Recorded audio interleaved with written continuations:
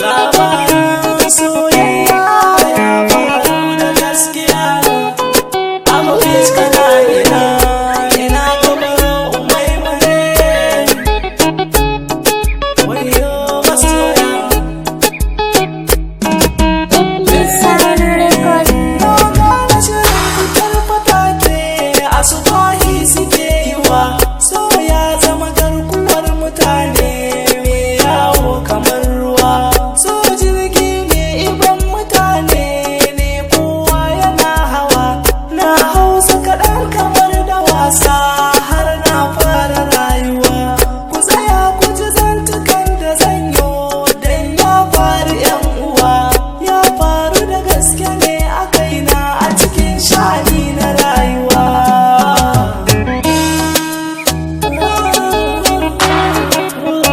Labarin so nake na gaske har ya fara yaduwa.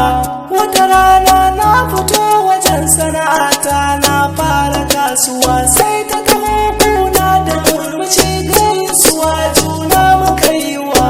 Dama kuma mun dade muna gaisawa dai zuwa. Ranar da ta zo na ce ta balla ba in babu damuwa. Nan take a nan ta bani lambar har ta kira da ɗan uwa.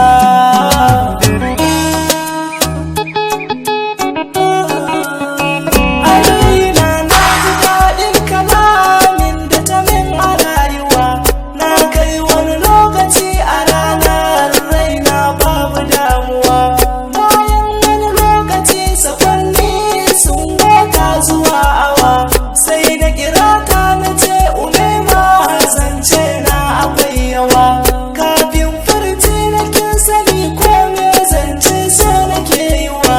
Kuma kin gane nufi na ki ban amsar ki ta zama garkuwa.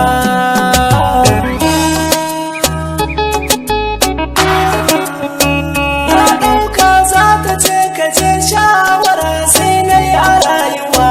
Amma ita ta gato ta amsa min kuma baliyin nawa. Nan take ta fara yin kalamai tamkar an sako ruwa. Kalaman sun ji kan zuciya har na kasa shanyuwa. A cikin furcin umaima ranar ni ta kira da rayuwa. Ni kuma abba ina a zaune dan na kasa tsayuwa.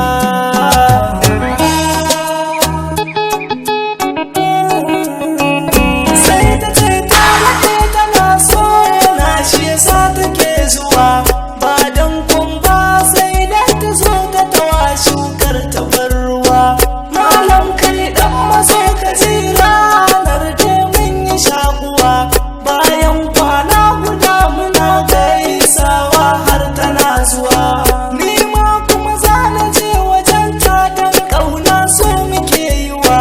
Na yarda umaima ta riƙen alƙawari na ni a rayuwa.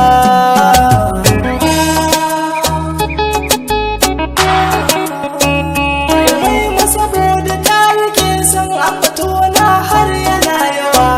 An san ni gidansu sunan abba fishi ya zaga unguwa. Ta so ni da gaske ba zato wai ashe matsala tana zuwa. Me sauraro ka bi ni kashi na biyu ka buɗe kunnuwa. Na gane da binciken ƙarin so zafin sa yayi yawa. Tsoro na karni ma ya harba ya sa na ta yin kururuwa.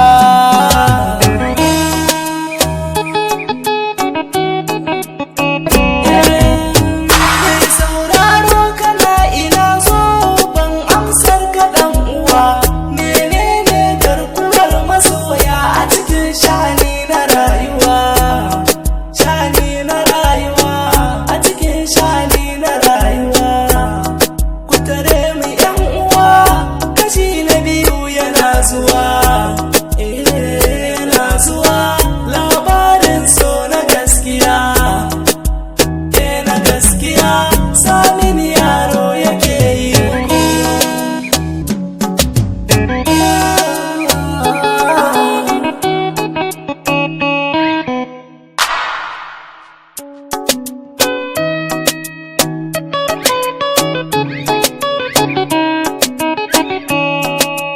Thank you.